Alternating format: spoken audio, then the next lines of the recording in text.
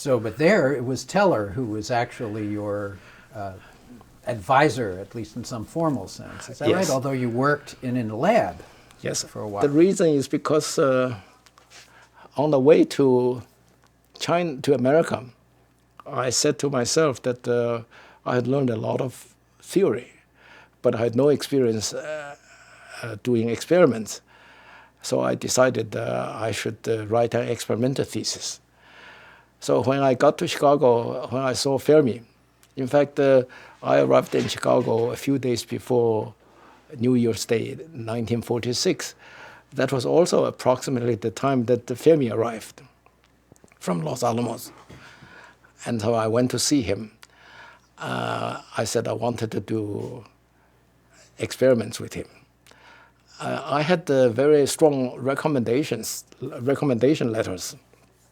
So he was willing to entertain that. But after some investigation, he said it couldn't be done because he was doing experiments in argon, and argon was classified completely at that time. So he suggested that he made two suggestions. One, I would work with Edward Teller on theory, because he said Teller has many, many ideas, many, many graduate students.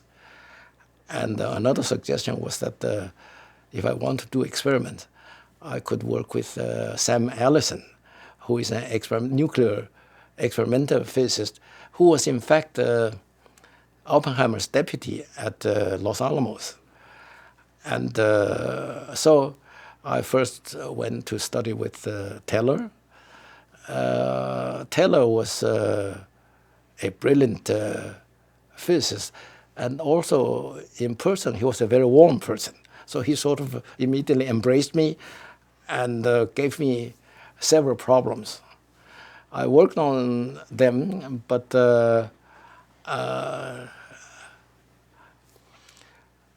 Taylor's approach to physics and my approach to physics are not quite the same.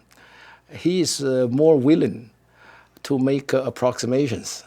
I'm less willing to make approximations. This, different styles of approach to physics.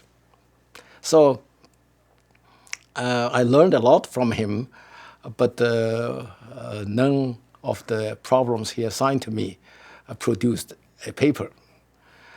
So I went to work with Allison. I worked in Allison's laboratory for about 20 months.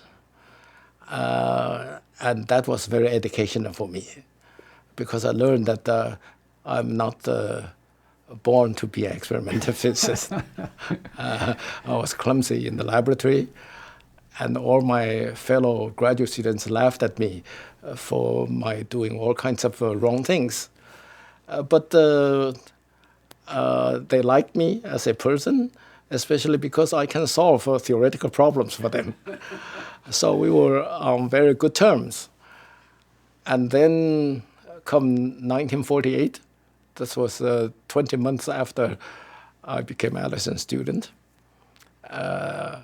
my experiment was doing very poorly.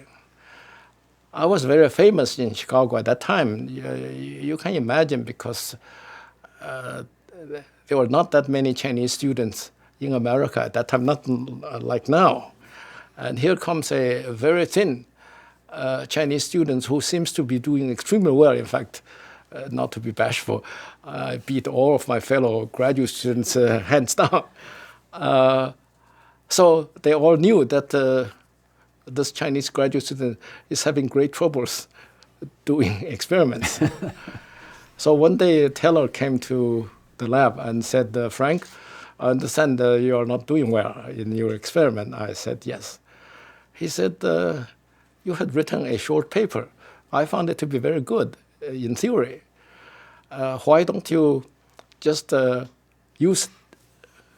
it out so that it becomes longer, and I would accept that as your PhD thesis. That produced a strong emotion on my part. So I thanked him and said, thank you. I have to think about this. So I thought about it for 2 days and decided he was right. I finally understood I should not try to be an experimental physicist. So I went back to him, and he said, fine, but it's a bit too short for a thesis. Can you make it longer? So I went back and added 2 pages to it. Many years later, Taylor, at one of my birthday celebrations, said, this went several versions, several times, and eventually it reached the 11 pages, and he decided there's no more use arguing with me, so he accepted that. So that became a very short thesis.